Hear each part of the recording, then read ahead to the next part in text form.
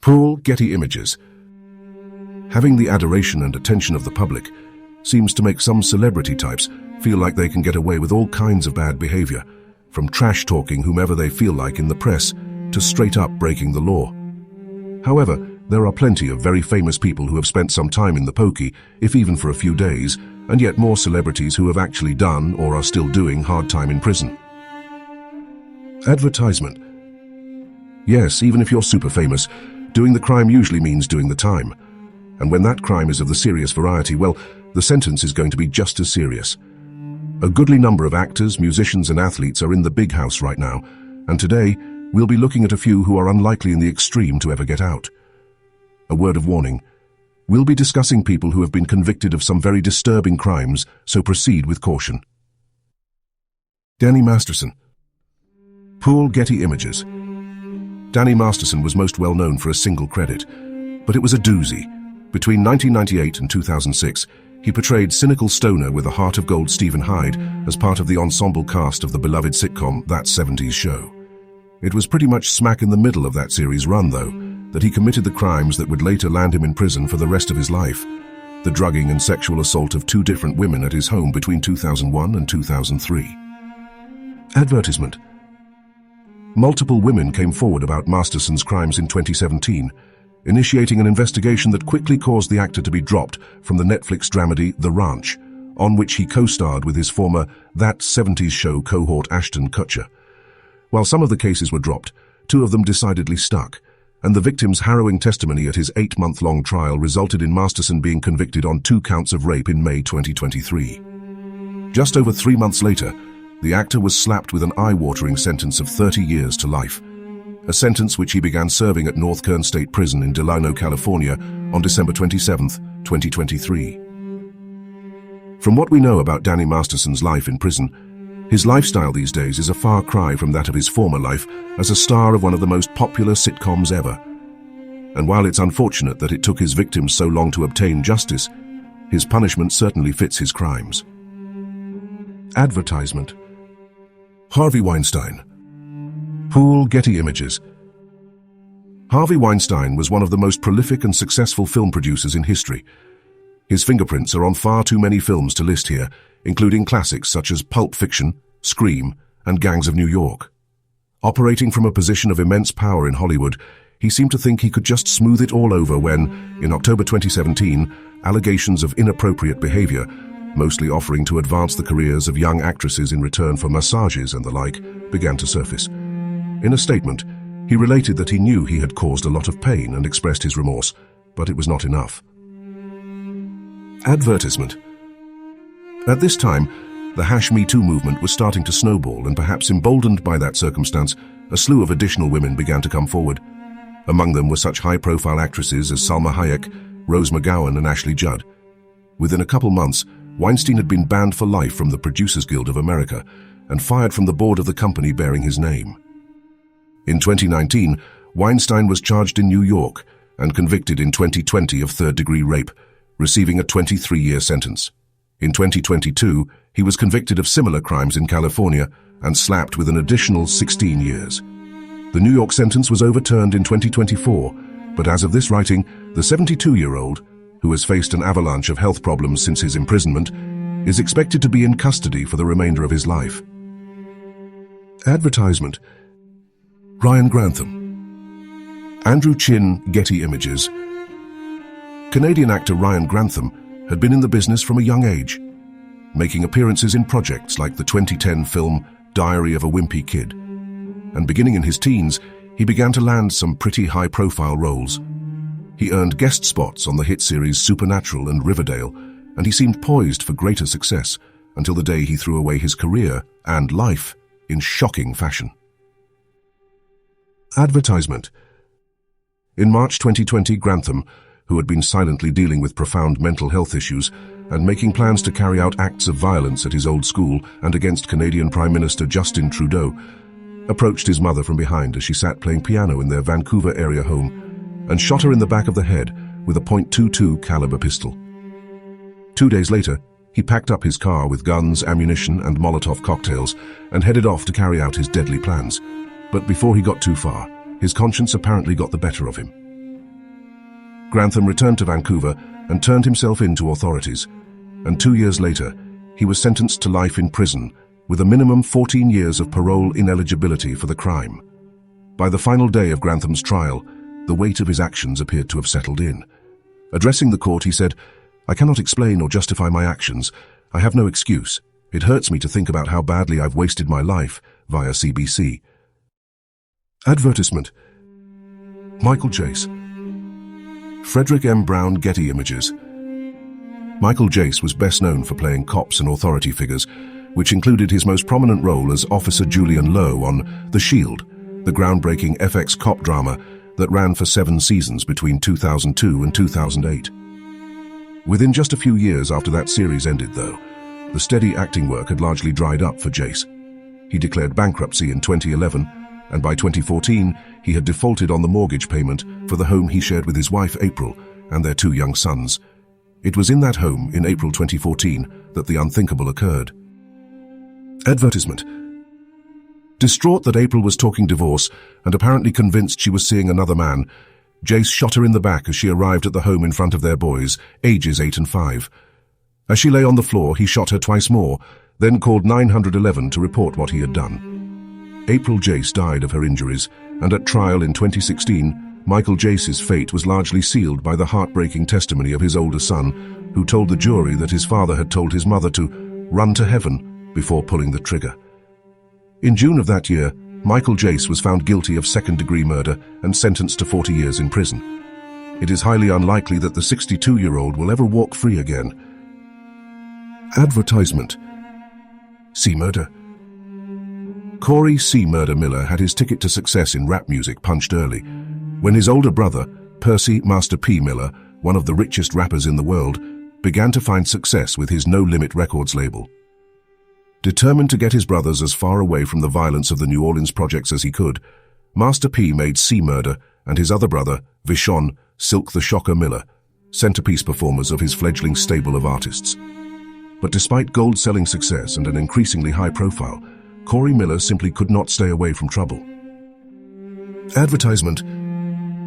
A 2001 incident in which Miller discharged a gun outside a nightclub landed him in legal hot water, but that was just the beginning. In January 2002, Miller found himself in another altercation at a New Orleans club. During the scuffle, he fired a shot, striking 16-year-old Steve Thomas in the chest. Thomas died at the scene, and Miller was tried twice. A 2003 trial resulted in a mandatory life sentence, but the conviction was overturned due to the failure of the prosecution to disclose the criminal pasts of several witnesses. Miller was retried in 2009, and, largely on the strength of testimony from a bouncer who had helped convict him the first time, he was again sentenced to life. In recent years, celebrities such as Kim Kardashian have publicly lobbied for authorities to take a new look at his case. But in 2023, a federal judge upheld Miller's conviction. Advertisement. William Hayden. Reality shows focusing on niche or unconventional businesses can nearly always attract enough of an audience to justify their budgets. And for 5 seasons beginning in 2011, Discovery Channel's Sons of Guns was must-see TV for firearm aficionados. The series put the spotlight on Will Hayden, the owner of Red Jacket Firearms. The Baton Rouge, Louisiana shop employed a phalanx of gunsmiths and weapons experts to buy, sell, trade, and customize pretty much anything lethal under the sun. In 2014, though, the series was unceremoniously cancelled when Hayden was arrested for a horrifying crime: the repeated rapes of 2 preteen girls, nearly 2 decades apart. Advertisement. Hayden was tried and convicted in 2017, receiving life in prison plus 40 years, with the judge also stipulating that there would be no opportunity for parole or any other form of early release. Just 2 months later, Hayden pleaded no contest to similar charges in a different parish, one involving one of his victims in the earlier case, and the other involving his own daughter Stephanie, who publicly claimed that her father had attempted to assault her in her bedroom roughly 20 years prior. An additional life sentence was imposed in that case, and in 2019, Hayden's appeal in the first case was denied. Eric Naposki. NFL fans might recognize Eric Naposki from his stints with the New England Patriots and Indianapolis Colts in the late 80s. After his brush with fame, the former linebacker was working security at a nightclub when he met Nanette Packard, a young mother of 3 with whom he began a relationship. There was just one problem. Packard was engaged to and living with wealthy entrepreneur William McLaughlin, who simply knew Naposki as a friend of his fiancée. Packard had previously been convicted of writing bad checks in McLaughlin's name, and after becoming involved with Naposki, authorities say she hatched another plot: to kill her fiancé, collect insurance money, and live rent-free in his lavish beach house, as stipulated in his will. Advertisement. In December 1994, Naposki used a key left for him by Packard to enter the beach house and shoot McLaughlin to death in his kitchen. Amazingly, the crime remained unsolved for 15 years. But in 2009, Naposki and Packard, who were no longer together by this time, were arrested after cold case investigators were able to build a case against them. Both were slapped with life sentences with no chance of parole, and they took the novel tack of blaming each other. Packard implying that Naposki might have killed McLaughlin on his own, and Naposki claiming that Packard arranged the murder with an unidentified third party. Diggs. There are a number of rappers who are currently in prison, but only one to have been slapped with 12 life sentences, plus 105 years for good measure, Ronald Diggs Heron, whose burgeoning rap career appears to have been little more than a front for his position at the top of the murderous Mad Dogs blood gang, which supplied hard drugs to several Brooklyn neighborhoods.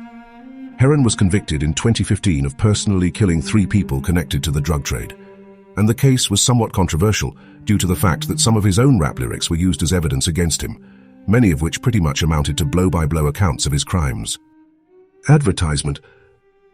At his sentencing, Heron accused the judge and prosecutors of manufacturing a case against him, while Judge Nicholas Garaufis fired back that Heron's obvious intelligence was part of the reason for his harsh sentence. "You personally exacerbated one of your community's greatest blights," Garaufis said. "You could have done something different.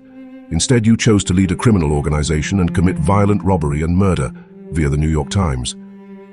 Heron appealed the ruling, claiming that the use of his lyrics as evidence constituted a violation of his rights, but the appeals court wasn't buying it, ruling that any First Amendment considerations were decisively outweighed by the fact that lyrics in question were, well, pretty damning. Advertisement. Tim Norman. Prince William's Getty Images. The OWN reality show, Welcome to Sweetie Pie's, indeed struck a sweet spot with viewers, running for 9 seasons between 2011 and 2018. It focused on a former backup singer for Ike and Tina Turner, Robbie Montgomery, who pivoted to becoming a soul food restaurateur after her music career ended, and the colorful cast of family and friends who helped her run the business. A couple of years before the series ended, Montgomery's 21-year-old grandson, Andre Montgomery Jr., was tragically killed in a shooting in St. Louis. The real tragedy, though, was yet to be known. Advertisement. In 2020, Tim Norman, Montgomery's son and another member of the cast, was arrested and charged with murder for hire in the death of Montgomery, along with a pair of accomplices, Terrica Ellis, an exotic dancer, and Travel Hill, who confessed to shooting Montgomery after Ellis lured him out of his home. The reason for the crime was simple. Norman had taken out a life insurance policy on Montgomery, and he stood to gain nearly $500,000 in the event of his death. At trial in 2023, the evidence, including cell phone activity and the testimony of Ellis and Hill, was more than enough to convict Norman, and he was slapped with a life sentence. Ellis received 3 years, and Hill was sent to the big house for 32 years. Advertisement. Harrison Norris Jr. Tinakorn Joruang Shutterstock. Harrison Norris Jr. is best known to fans of WCW wrestling as Hardbody Harrison, who in the 90s appeared in a number of matches as a jobber, a wrestler whose purpose it is to basically get their rear ends handed to them by the stars of the event. Harrison's physique was, of course, his calling card, but the tragic truth about the life of a pro wrestler is that the career is often not built to last. After Norris's wrestling career ended, he went on to win the FX competition series Toughman in 2000, but behind the scenes, he was known to the women he preyed upon as a walking nightmare. Advertisement. Norris was arrested in 2007 to face shocking allegations that he lured women to live with him, his wife and one of his children as trainees who could potentially one day land lucrative pro wrestling contracts. Instead, he held them as virtual captives, creating never-ending debt to him for failure to properly perform chores or tasks, and collecting on that debt by forcing them into prostitution. He kept them in line with threats of violence, and the fact that he transported them across state lines on occasion was enough for him to be prosecuted under a federal anti-human trafficking law that had been passed 7 years earlier. In November 2007, Norris was convicted and sentenced to life in prison. Advertisement. Keith Wright. Where are Rodzawang Getty Images? Tackle Keith Wright was signed by the Houston Texans out of college in 2003, and he bounced around to several teams before retiring in 2006. It was the sort of lackluster career after which most ex-footballers would have opened themselves up a sports bar, or perhaps gone into security. But not Wright. In 2011, he was arrested in Sacramento, California, on suspicion of taking part in a string of home invasion robberies in the area, but that was just the tip of the iceberg, with respect to the crimes of which he would eventually be found guilty. Advertisement. Prosecutors alleged that Wright did more than just mastermind the robberies, where victims were threatened with a gun to get them to give up money and property. During one of the robberies, he kidnapped and sexually assaulted one of his female victims before making her drive him around town, withdrawing money from 2 banks.